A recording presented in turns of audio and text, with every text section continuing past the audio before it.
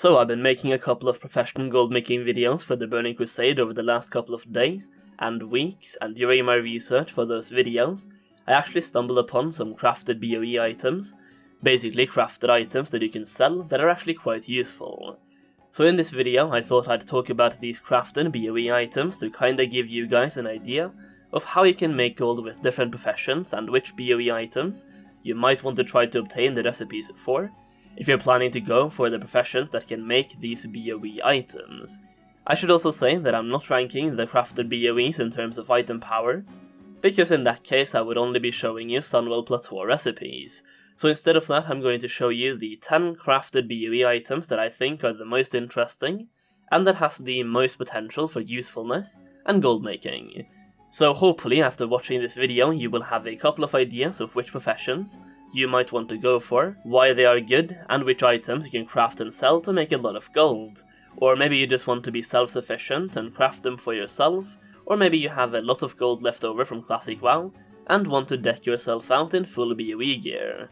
Either way, here we go. Number 1, the Fel Leather Set. This set consists of the Fel Leather boots, the Fel Leather gloves, and the Fel Leather leggings. So this set right here is basically the leather pre-bis set to enter heroic dungeons and the early raids in the Burning Crusade, and the items are actually quite good. The gloves can be equipped at level 67, while the rest of the set requires level 69, so basically people can start using this set before level 70. The set itself is locked behind reputation, but you can get a lot of the reputation passively by questing in Sangormarsh while leveling, or doing the Coilfang dungeons in Sangormarsh, as they also give you reputation, and dungeon leveling is going to be quite popular. Number 2, the Fel Stalker set. This set consists of the Fel Stalker belt, the Fel Stalker bracers, and the Fel Stalker breastplate. This is basically the male counterpart to the Fel Leather set I just talked about, and it's pretty much the same thing. It is pre-bis items for male users, mostly hunters in this case. These are obtained from your faction's Hellfire Peninsula reputations, and you can get the reputation needed semi-passively by questing in Hellfire Peninsula, or by doing dungeons like Hellfire Rampart or Blood Furnace, which are two popular dungeons for leveling, and they also give you a ton of reputation. The Fel Leather and Fel Stalker set gives leather workers access to some really easy gold early on, and I can imagine you will make a lot of gold as a leather worker if you just focus on getting these reputations to revert and unlocking the full set as soon as possible. I also want to let you guys know that I've managed to secure you guys a 50% off code on what I think is the best gold making guide for TBC Classic, which you can find a link to in the description and the pinned comment. So far this gold making guide has 80 pages of pure gold making information, it is incredibly in depth, and by purchasing the guide you will also get all of the updates for free, as Studen will keep improving and updating the guide before TBC comes out and during TBC as well. So if you want a guide that shows you everything you need to know about gold farming and gold making, go check it out, the link in the description, and use code Solheim at checkout to save 50%. Number 3, the Felsteel Reaper. This weapon is insanely strong early in TBC and makes blacksmithing a really good profession. This item will be wanted by especially warriors early in TBC, as it's pretty much the pre-bis weapon, but it can also cost you a lot of gold. Because of the attack power and crit, it's actually also a good hunter weapon, and it's fairly easy to craft as well, so it shouldn't cost you too much gold, depending on how you value your gold. If I was to speculate, I would say maybe 1000 gold, which would probably be the same as 3 to 4 hours of farming, but the price will obviously go up and down depending on supply versus demand, and inflation. Number 4, the Hard Khorium Band. This ring right here is made by Jewel Crafters, and this ring is actually quite useful and semi-best in slot for some classes. It has a nice chunk of attack power and some haste rating, as well as agility and stamina.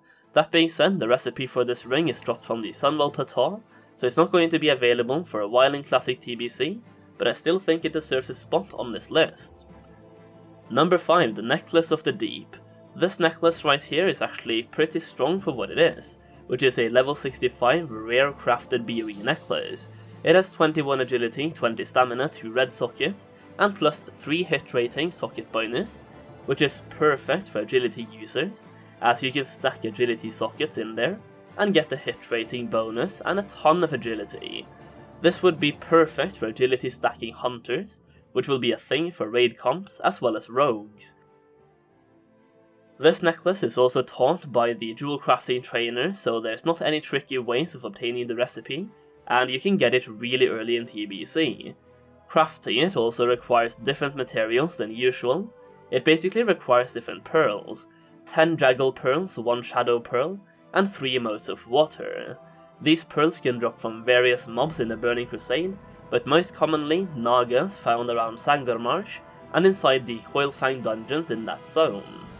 Because this necklace requires those pearls to craft, and can be tricky to farm, it could be a pretty unique market and provide jewel crafters some decent gold from a niche market, and because it only requires level 65 to use, people might also purchase these necklaces for their alts. Number 6, the Imbued Netherweave Set. So just like the Necklace of the Deep, this set is actually just a regular tailoring set. You can learn to craft from your regular tailoring trainer. There's no special recipes required.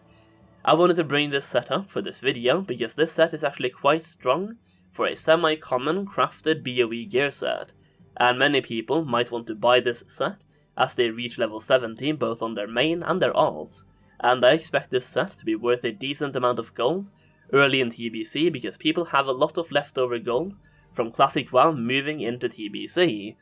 This set is not pre-bis for raiding, but it will provide a significant damage increase and help people grind dungeons faster, and some people might actually need some better gear before entering dungeons, depending on what gear you have from Classic WoW. Basically, people entering TBC with Naxxramas gear might be able to skip this gear set, but people without raiding gear in Classic WoW might need to cash out on some upgrades before doing heroic dungeons in TBC, and that is where this crafted gear set comes into play. Number 7, the Spellstrike Pants. These pants are insanely strong and can actually be obtained as early as phase 1 in Classic TBC, as the recipe itself drops from Shadow Labyrinth, with a pretty low drop rate. More specifically, it drops from the boss called Murmur, and it's said to have a 10% drop rate. These pants can be equipped at level 70, they have some crit, hit, and spell damage and healing power, and the pants also have 3 socket slots which gives you perfect control to add whatever stats you want more of. If you look further down on the item, you can also see it has a set bonus, which brings us to the next item on this list. Number 8, the Spellstrike Hood. This hood is the second piece needed to get the set piece from the Spellstrike Hood and the Spellstrike Pants set. Once you have both these items, you can get a spell power increase sporadically, which is absolutely absurd. Just like the pants, the Spellstrike Hood offers you 3 different socket slots, as well as crit rating, hit rating, and healing and spell damage. The recipe for the Spellstrike Hood can drop from Shattered Halls, more specifically from the Grand Warlock Nether Curse, with a noted 1% drop rate, making this item the rarest out of the 2. So as a tailor, you definitely want to run some dungeons and get your hands on these recipes, as they are incredibly strong in the early phases of the Burning Crusade. Number 9, the Vengeance Wrap. This item is quite unique in my opinion because it is a tailoring item, but it's actually quite useful for physical DPS. Basically, it's a cloak without any primary stats, but it has a red socket slot on it and a +2 hit rating socket bonus if you put in a red socket on the cape. It also has 23 crit rating and 52 attack power, making this cloak a really good cloak for the early stages of TBC, and many physical DPS classes might be looking to obtain it. The recipe to craft this item is also actually a world drop, which I think is pretty interesting, so you could actually start seeing this cloak on the auction house and in trade chat during the first day of TBC, and if you can get your hands on one of these recipes, you can print some easy gold and capitalize on people needing gear. Number 10, Belt of Deep Shadow. This is actually a tier 5 item, so you won't get access to this right away, but I wanted to bring it up because it shows you that crafting BoE items will be lucrative throughout all of the different phases of the Burning Crusade. The recipe to craft this belt is bound on pickup and is a zone drop from Serpentine Cavern and the Eye, but the belt itself is actually BoE, so you can sell it. The belt has incredible stats, 2 sockets, a lot of attack power, and some hit rating, and should net you some decent gold if you're able to obtain the recipe for it. So there it is guys, my top 10 crafted BoE items in Classic TBC video. I wanted to make this video to make you guys more aware of the options you have for gold making when it comes to crafting and selling craftable items, as well as help out those of you who might be looking to purchase some gear. So hopefully you found this video helpful. I also want to thank all of my patrons for the amazing support, and if you want to become a patron as well, you can do so by clicking the link to my Patreon in the description. I am planning on giving out more gold making advice on my Patreon before TBC comes out, and during TBC as well, so for even more gold making information, Patreon is the place to be. If you enjoyed the video, please take the time to give it a thumbs up and subscribe to the channel for more TBC content. If you have any crafted BoE items you think should have been on the list, let me know in the comments down below. And that is pretty much it guys, thank you so much for watching this video, and I will see you again very soon.